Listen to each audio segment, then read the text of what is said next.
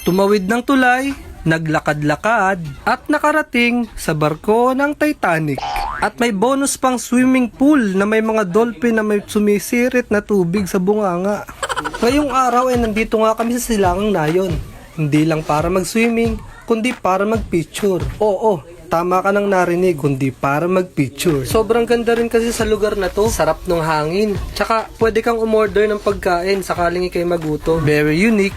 Kasi yung helicopter mismo yung maghahatid ng mga pagkain nyo. At dito nga sinimulan na namin ang aming pakay. Nagpicture, at nagpicture. At sabi ko nga dito ay maglalakad kami na kunwari hindi namin alam na nakabideo. Na para bang scripted journey. Tapos sabay dampot yan, tama. O, tama ako. Ito nga pala yung view pag nakakit ka na dito sa taas. Ganda, no?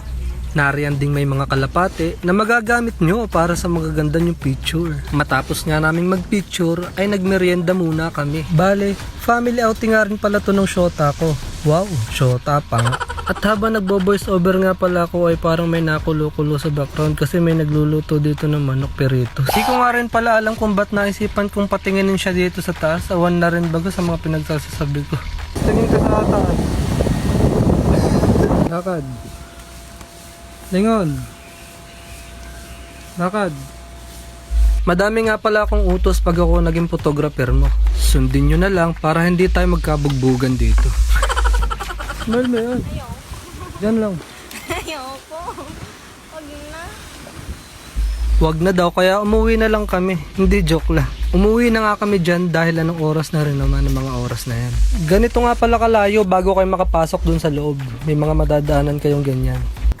At maya-maya nga lamang ay nakaisip kaming mag-aroma. Oo, mag-aroma.